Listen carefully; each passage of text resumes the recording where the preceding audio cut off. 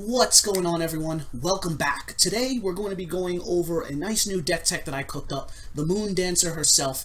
I'm not going to pronounce her name, but let's go into it. She is a white and green life gain commander, so let's talk about it. Whenever you gain life, put a +1/+1 counter on, you know what, I think I'll take one swing at it. Trelasarra, the Moon Dancer. That's my attempt, okay? Anyway, whenever you gain life, put a +1/+1 counter on her and scry 1. So this entire deck is one of those core, tried and true deck techs of life gain. So we're going to be looking to rack up as much life as possible, making it impossible for our opponents to finish us through just combat damage. So we're going to have a lot of ways to add these nice little boons to life and then go into win cons, which we have quite a number of. So without further ado, let's get into the deck tech. Right before we start opening up with the creatures, let's take one more look at our commander, Trelasarra, the Moon Dancer, a white-green 2/2 elf cleric. Whenever you gain life, put a +1/+1 counter and scry 1. So she is going to allow us to fix the next card coming up in our deck, and we have a lot of ways to draw that next card after scrying it. Another good thing about this commander, and one thing you want to make note of, it's whenever you gain life. So she doesn't care how much life you gain in one shot, she just cares that you gain life. So the ideal way to play her is to have multiple instances of us just gaining one life at a time. It's going to add up in the big picture overall, and that's going to allow us to add a lot of +1/+1 counters on her, as well as scry 1 multiple times if we keep pulling cards that we don't want from the top. So she has some high versatility, high usefulness. I really like her. She was pretty cheap in the beginning to craft. Obviously, I added some money to her to make her a little bit more consistent. But let's go into the creatures now.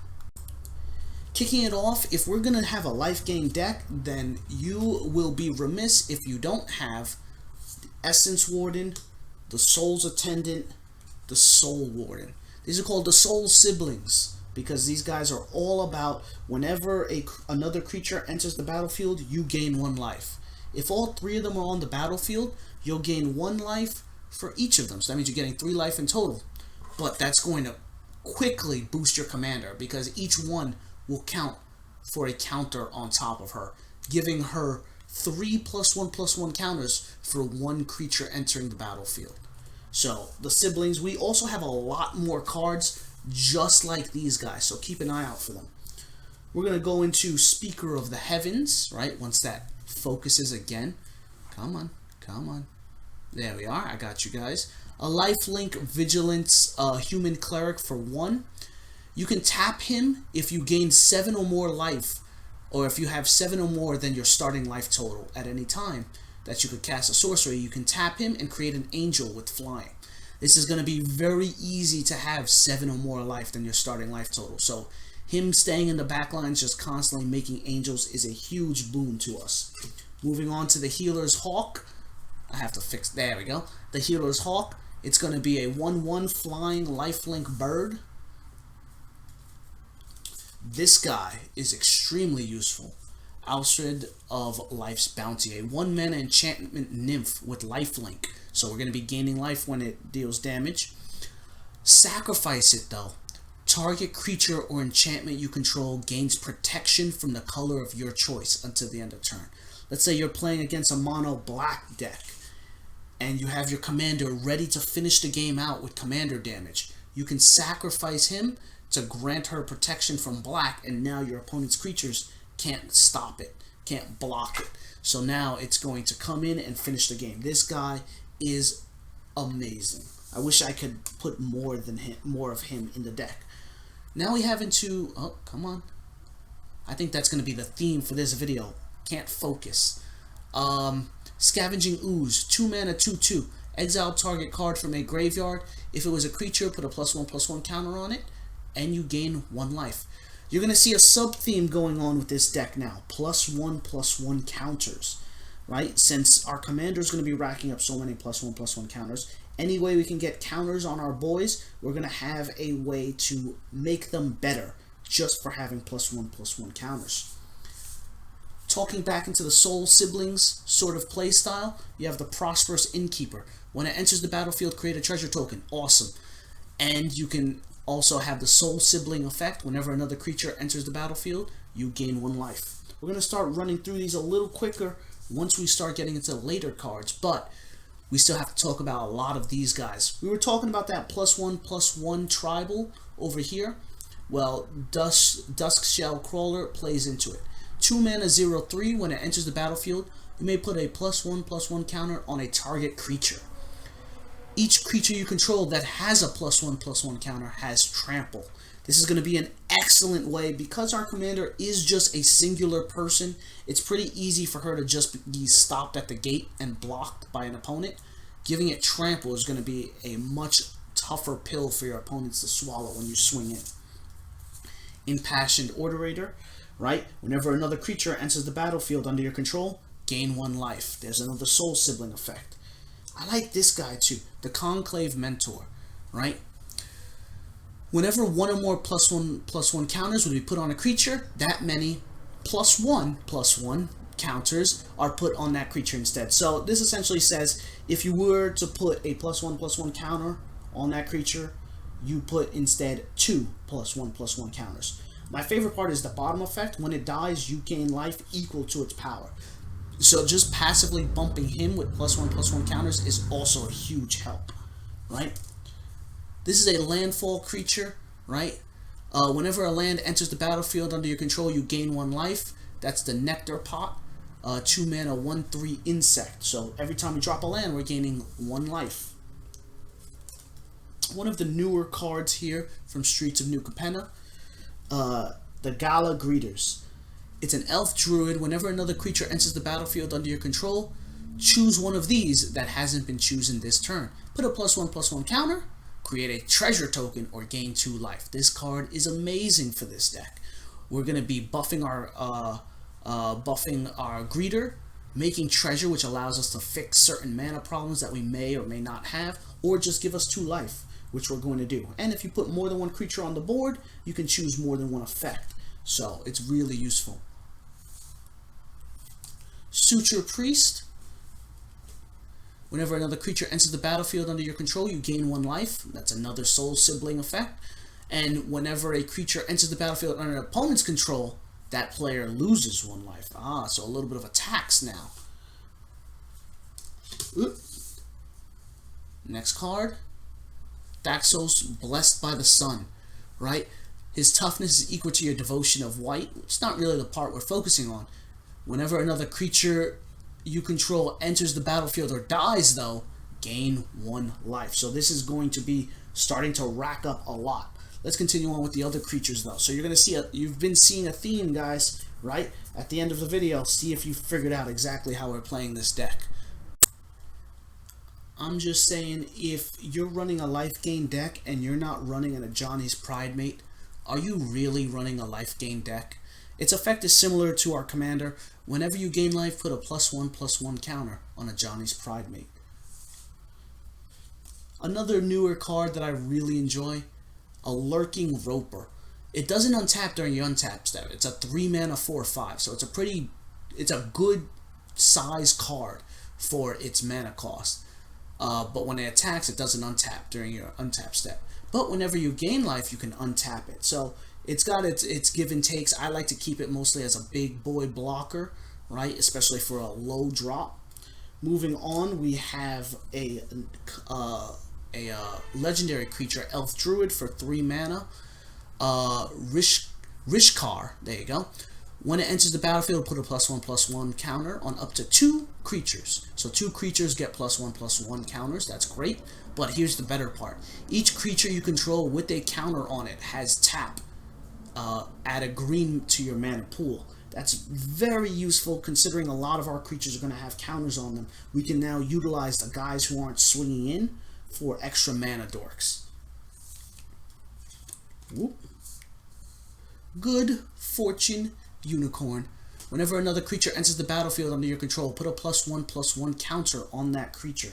So now, as these creatures are entering the battlefield, on top of gaining you life through the sisters, the wardens, all of that good stuff, they're also going to be jumping in with counters, which means they're going to be buffed by your Duskshell Crawlers that give it trample. Like this, you see a bit of a snowball effect going on really early right? So continuing on to buffing our +1/+1s, the Asbin Falconer. So it's got Outlast, so for a white mana you can add a +1/+1 counter to this creature. And each creature you control with +1/+1 counters have flying. This is amazing. Now we have more evasion for our creatures just for having counters on them, right? Another sibling type effect, a soul type effect. Once the camera focuses, I swear I'm going to fix this camera and just break it. There we are. A social climber. 3 mana, 3/2 alliance. Whenever another creature enters the battlefield under your control, you gain a life, right? Whoop. Tuskguard Captain. You know what? Here we go. So here's a Tuskguard Captain, another similar effect to those Duskshell Crawlers. It's got Outlast for a green, but each creature you control with a +1/+1 counter has a trample. Exactly like that Duskshell Crawler, but its effect allows us to essentially have now 2 chances to pull this card, right? Moving on to the Autumn. It's a 3 mana 2/1 Dryad Knight. When it enters the battlefield, choose 1. Put 2 +1/+1 counters on Knight of Autumn. Destroy an artifact or enchantment, or gain 4 life. All of these effects are extremely useful during a commander game, so that's why we want to keep it on hand and ready, right? So another unicorn in this deck, right? A 4 mana 2/2 Lathiel, the Bounteous Dawn. There we go. A lifelink at the beginning of each end step. If you gained life this turn, distribute up to that many +1/+1 counters among any number of other target creatures. This card is awesome. So it's essentially saying whenever you get at the beginning of your end step, whenever you gained life, you put that many +1/+1 counters. This deck is all about gaining life. So if I say gained, just throwing out a number here, 10, 15 life this turn, this card is going to allow us to distribute 15 +1/+1 counters as we see fit on the creatures on our board. So this is very, very good. It's got some politics to it because it doesn't say any other target creatures that you control. It could be creatures on the board, so maybe you want to buff an enemy's team so that they can help you. I really like this card. It has some very good uses. Moving on, we have Gideon's Company, right? Whenever you gain life, put 2 +1/+1 counters on Gideon's Company. We don't care about his activated ability. We will never use it in this deck. But for 4 mana 3/3, whenever we gain life, we're getting 2 +1/+1 counters. This is kind of scary if we even have just 1 Essence Warden on the board, right? Or 1 Soul Sister on the board. Because this drops in, we gain a life, and this becomes a 5/5 immediately. So it's actually a really good card to show up. And a bit on the budget side, in my opinion, right? So another legendary creature, this one's a Dryad from 4 mana. Whenever another creature enters the battlefield under your control, you gain life equal to that creature's toughness. So whenever a creature enters the battlefield, you're gaining life, which is amazing, right? So you're going to really, really want to do that. Now, we also have an activated ability, Populate. Create a token that's a copy of a creature token you control. We're not going to use that too much. There are some very fringe cases in the deck when we start using that Populate ability, but most times we're keeping her on the board just so we can gain big life from creatures entering the battlefield. Oh, one of my favorites here. Twin Blade Paladin. 4 mana 3/3. Whenever you gain life, put a +1/+1 counter on Twin Blade Paladin. But here's the other thing. As long as you have 25 or more life, which in a commander game, you start with 40 life, so you're already activating its other effect. Anyway, Twin Blade Paladin has double strike as long as you have 25 or more life. So a huge heavy hitter. Oh, this one's one of my favorites though, right? Moving on to the next card, the Wall of Reverence. At the beginning of your end step, you may gain life equal to the power among target creature you control. So, at the beginning of your end step, you gain life equal to a target creature's power. Our commander is going to be ginormous when this comes down. So using the Wall of Reverence on our commander to give us 15, 20 life is not outside the realm of possibility. I've done it a number of times. So the Wall of Reverence is great. On top of that, it's a defender with flying, so it's stopping those pesky dragons in their tracks before they're able to come through. I don't know if you guys know, but I've been playing against a lot of dragon decks in this post-Battle for Baldur's Gate meta, right? So Wall of Reverence is nice. A Blossoming Bog Beast to help shore up a lot of our other things. When it attacks, you gain 2 life. Then creatures you control gain trample and +X into the end of turn. The X is the amount of life you gain this turn. So if you gain 10 life, I keep using 10, but like I'm saying, 10 is not outside the realm of possibility. Let's say you gain 10 life and then you attack with Blossoming Bog Beast. You'll gain 2 more life, so 12 life this turn, and all your creatures get +12, and trample. That sounds like a Crater Hoof Behemoth to me. I don't know about you guys. So Blossoming Bog Beast is really good. Speaking of pesky dragons, we gotta carry one of our own. Sun-Scorched Regent. Whenever an opponent casts a spell, put a +1/+1 counter on the Regent and you gain 1 life. This is a 5 mana dragon, by the way. So just keeping this on the board is going to passively gain us more life. It's a huge help in the long run. And I find that this thing is almost immediately targeted for hate from the enemy players, because they just know how much passive benefits you're going to get off of keeping it around. A shiny right here. My Human Soldier Paragon. 4 generic and 2 white for a 4/6 human soldier. Whenever you gain life, you may put that many +1/+1 counters on each creature you control. Do this only once. So, unfortunately, most times when it enters the battlefield, you're going to get a +1/+1, or you'll gain maybe 5 instances of +1/+1 of 1 life from your Soul Sisters. 5 instances of 1 life. Unfortunately, he'll only count that first time and give all your creatures a +1/+1 counter. But I have seen sometimes when we were playtesting it that this is on the board, and then we cast a big heal spell, and we're getting like 2, 3 +1/+1 counters on each creature on the board when he's on the field. So he has some uses, but for the most part, he's just going to be there buffing our creatures with +1/+1. Ah, yes, now we're talking into the good stuff. We're getting a little heavy in our mana cost, which means we're getting closer to our win cons. 6 mana, 4/5, Angel Cleric, Valkyrie Harbinger, Flying Lifelink. At the beginning of your end step, if you gain 4 life this turn, create an angel with Flying and Vigilance. It's a 4/4 angel, so you know we're going to have at least 4 life in a turn. And now we're here. This is the last creature in the deck, and one of our win cons that can easily be fixed. The Felidar Sovereign. You know, if we're running a life gain deck in Commander, we have to be playing Felidar Sovereign. So a 6 mana cat beast for 4/6, Vigilance, and Lifelink. At the beginning of your upkeep, so at the beginning of your next turn, if you have 40 or more life, you win the game. That is, by definition, a win con. So we get this on the board. Our opponents are going to hate it. They're going to want to target it, but they have a lot of other things to focus on. Things like our commander being a 30/30, right? Or our ridiculous life total of in the hundreds, right? Or our creatures that all have like 5 +1/+1 counters on them, and trample and flying.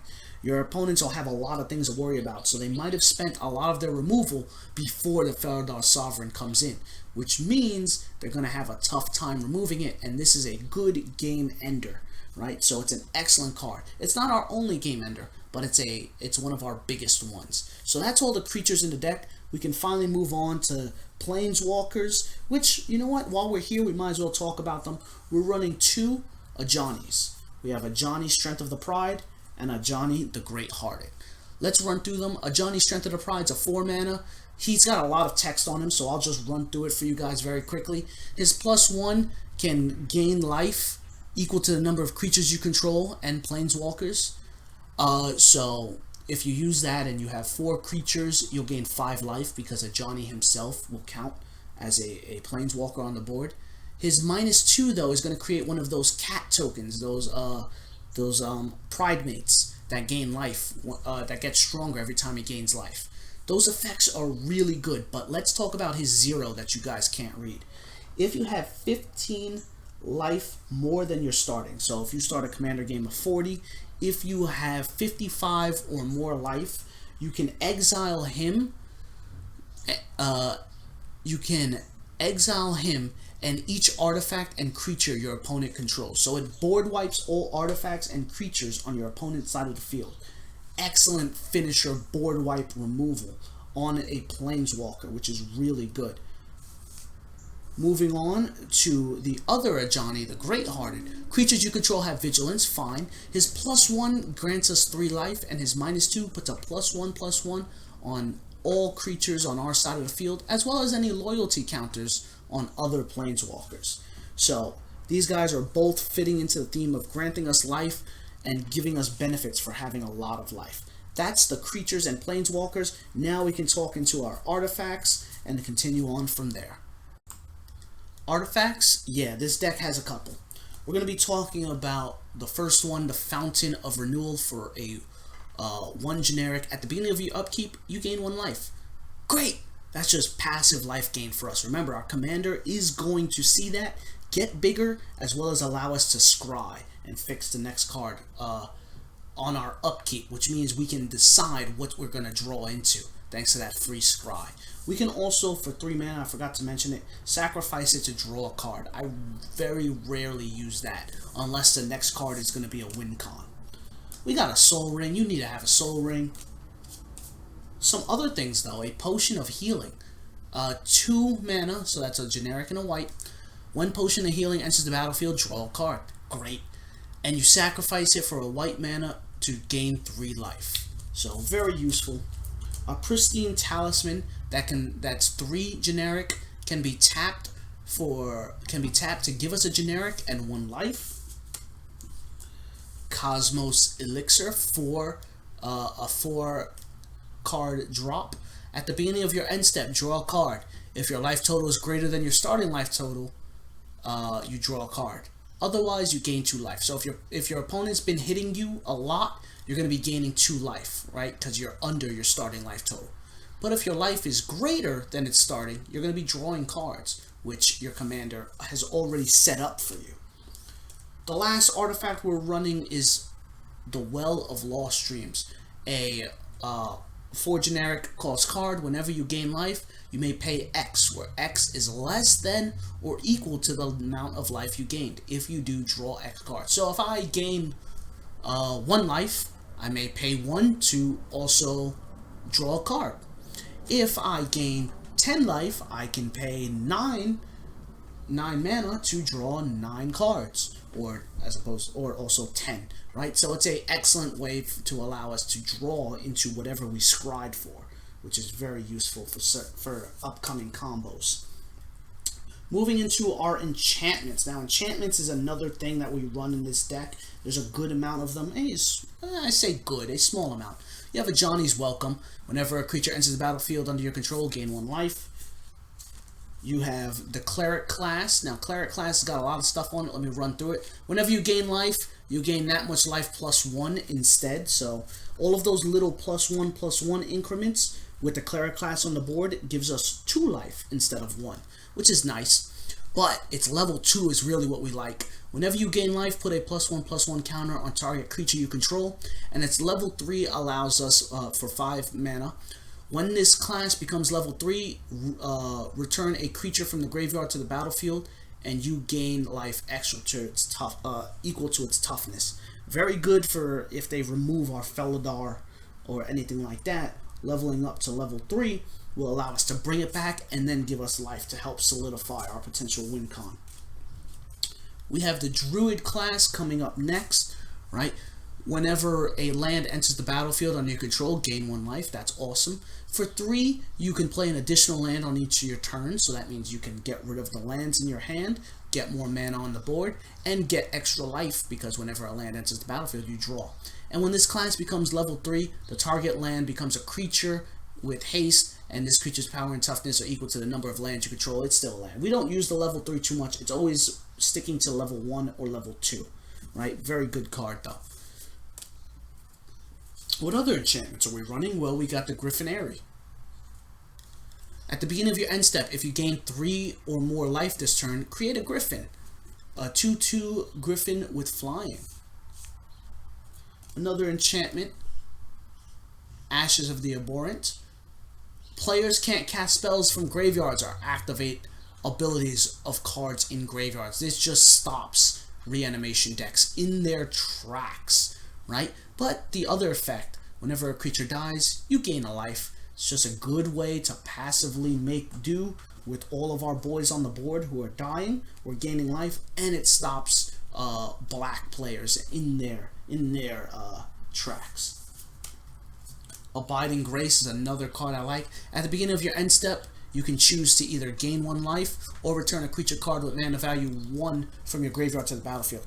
A lot of our sibling cards, the souls that we talked about much earlier in the video, are 1 mana. So this returning it to the battlefield is going to be a huge help, right? A great card.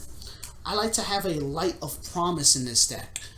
3 mana enchant creature. Enchanted creature has, whenever you gain life, put that many +1/+1 counters on this creature. So something can get big really, really, really fast. Finally, for enchantments, we're running an Angelic Accord. At the beginning of your end step, if you gain 4 or more life this turn, put a 4/4 white angel creature token with flying onto the battlefield. So those are all the enchantments. We're going to talk about the sorceries and instants because we have a fair amount, and then finally close it out with the lands. Pop quiz, everyone. We've been talking about a deck all about gaining life and scrying. What do you think the cards, our sorceries and instants, are going to be all about? If you guessed fighting, you'd be right. But let's go through it. Blossoming Calm. 1 mana, you gain hexproof until your next turn and gain 2 life. You can rebound it for more life gain later. Light of Hope. 1 mana, choose 1. You gain 4 life, you can destroy an enchantment, or you can put a +1/+1 counter on target creature. Life Goes On. A green mana. You gain 4 life, but if a creature died this turn, you gain 8 life instead. That's an instant. Really useful. Fortifying Drought. Green mana, you gain 2 life. Target creature gains +X/+X to the end of turn, where X is the amount of life you gain this turn. Another surprising win con, right? Let's say you've been gaining 4 or 5 life, and you swing in with your commander, and it's just shy of the commander damage to finish the game. You can instant speed this and make it game on your opponent immediately. Tamio's Safekeeping. Target permanent you control gains hexproof and indestructible until the end of turn. You gain 2 life, right? So you can protect your commander as well as gain some extra life. So it's very useful as a protection card. Recently, it's a new addition, actually. We got the Inscription of Abundance. I really like this card. 2 mana, so a white, a green, and a generic. There we go. A green and a generic. It has a kicker cost for 3 mana. Choose 1, and if the spell was kicked, you can choose all of them if you'd like. Put 2 +1/+1 counters on target creature. Target player gains X life, where X is the greatest power among creatures they control. Or target creature you control fights target creature you don't control. So this is the first look at fighting in this deck. Our deck doesn't have a lot of targeted removal because it can't. It's green and white. Aside from things like Swords to Plowshares, we don't really have a way to target remove creatures. This is how we make up for that, using a way to have our commander that is stupidly strong fight a single creature on your opponent's side of the field who they're trying to maybe keep back and keep protected. It's our way, it's our quote-unquote way to remove, right? So that's the first look at that. We're looking at Sanctify next. Destroy target artifact or enchantment, gain 3 life. Good commander card. Revitalize, a simple 2 mana to gain 3 life and then draw a card. This works flawlessly with our commander, right? Because the 3 life triggers first, we get to scry, and then we draw whatever we scried. So it's an excellent, excellent card to combo with our commander. Then we have those fight cards I mentioned earlier. Prize Fight. Target creature you control fights target creature you don't control. You also make a treasure token, right? So a way for us to gain some mana back. So it's essentially 1 green to have your commander fight something. Smell Fear. We proliferate, which means we add another counter of any counter that would be on our permanents. And then a creature you control fights a creature you don't control, right? So that's our target removal again. Ancient Animus. Put a +1/+1 counter on target creature you control. If it's legendary, it gets a +1/+1 counter. Then it fights another target creature an opponent controls. So it doesn't have to target, it doesn't have to make a non-legendary creature stronger. So let's say you have a really strong Ajani's Pride on the board. You can use this on that card and have it fight. It won't get a +1/+1 counter because it's not a legendary creature, but it'll still be able to fight, right? Hunter's Edge. Put a +1/+1 counter on target creature you control. Then that creature deals damage equal to its power to target creature you don't control. Not a fight card. It's just a one-sided fight. So it's dealing its power to another creature. So very important to make a distinction. We have a couple of ramps as well, closing out this. You got your Edge of Autumn, Search for Tomorrow, to allow us to ramp out into if we're early game. I'm thinking of removing these because this deck doesn't really need ramp. Our commander allows us to set up if we're running low on lands. But I like especially Search for Tomorrow because let's say I don't need the mana now, I can suspend it for later, right? So it's pretty useful there. The last couple of cards we got is a Natural End. Destroy target artifact or enchantment, gain 3 life. Renewed Faith, gain 6 life for 3 mana, or you can cycle it. And here's the thing about cycling it. It's a generic and a white to discard this card and draw a card. But when you cycle this card, you gain 2 life. Once again, works very well with our commander because when it's cycled, you gain 2 life. Then you scry and you get to draw, right? So a lot of that is very great. This is the last card on our sorceries before we go into the lands, and I want to take a second to talk about it. Approach of the Second Sun. So, 7 mana card, expensive, right? If Approach of the Second Sun was cast from your hand, and you've cast another spell named Approach of the Second Sun, you win the game. So you have to cast 2 copies of this card in order to win. Well, I hear what you're saying. We only have 1 copy in the deck. How do we do that? Well, that's the rest of its effect. If this is the first Approach of the Second Sun that you've cast, it goes in the library 7th from the top, and you gain 7 cards. So it's going to go in 7th from the top, and you gain 7 cards when you first cast it. Your commander is going to allow you to scry. So you can take that top card, put it to the bottom. All those other life gain effects are going to allow you to scry as well. Put them to the bottom, put them to the bottom, put them to the bottom. And all of a sudden, the next card coming up is your Approach of Second Sun. You cast it again, you win the game right away. So it's another win con in this deck. We have 3 major ways to win, or technically 4. We have our commander damage from just being a ridiculously strong commander. We have creature damage, combat damage, from our creatures just being really strong with +1/+1 counters. We have Felidar Sovereign from us having a stupidly high amount of life. And we also have Approach of the Second Sun winning the game for us as well. So we have multiple ways to close out the game. I really like having this card as another option, right? So that's all the creatures in the deck. That's all the spells. That's all the enchantments. That's all the Planeswalkers. Let's talk about the lands and close out the video. Talking about the lands, we got a command tower, Evolving Wilds. Yeah, that's it for that. Not that's it for the lands, but that's it for the cards. Let's talk about some interesting things. Radiant Fountain. When it enters, you gain 2 life. You can also tap it for a generic mana. High Market. Sacrifice a creature, gain 1 life. You can also tap it for colorless. Blighted Steep. 4 mana, sacrifice it. You gain 2 life for each creature you control. Right? So you gain 2 life for each creature you control. I think that still triggers as one instance of the life gain. So what that means is if we have 5 creatures on the board and you do its effect, you'll gain 10 life. You won't get 5 instances of 2. It'll be just 10 life altogether at once. So that's an important difference to make, but you can also tap it for a colorless mana. We got this this dual land. It enters tapped. You can sacrifice it for a forest or plains card and put them to the battlefield tapped. Shuffle your library. Artifact land, another dual land. Indestructible though. Another dual land. When it enters the battlefield, return a land you control to a hand, but you can tap it for 2 mana. Right, so those are all the special land cards. Now we talk about our generics. 1, 2, 3, 4, 5, 6, 7, 8, 9, 10, 11. 11 plains. 1, 2, 3, 4, 5, 6, 7, 8, 9, 10, 11, 12, 13, 14. 14 forests.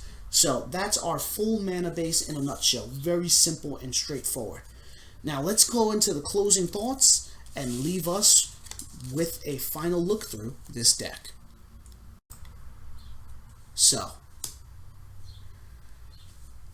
Trelasarra, the Moon Dancer. You saw it. It's all about gaining life, a very tried and true way to win in EDH decks. After play testing with the boys of FortMight, we find that it's a huge problem to deal with from any stage of the game, early, mid to late game. She's just constantly on the board, kind of bothering us. That 2 mana allows us to keep her on the field early and allow her to start racking up value very quickly. This deck is really good, surprisingly budget. There's some cards, like I said, I had a spring for some extra cash to add, but for the most part, you can build the core nature of this deck on a very low cost. I highly recommend you guys pick it up if you're looking for anything new. That's just about it, though. Thanks so much for checking us out. Remember to like, comment, subscribe, give me all your thoughts on this commander deck. What should I change? What should I make better? And obviously, in the description, you'll have a link to this deck tech all typed out for you. Alright, thanks so much for watching. I'll see you next time.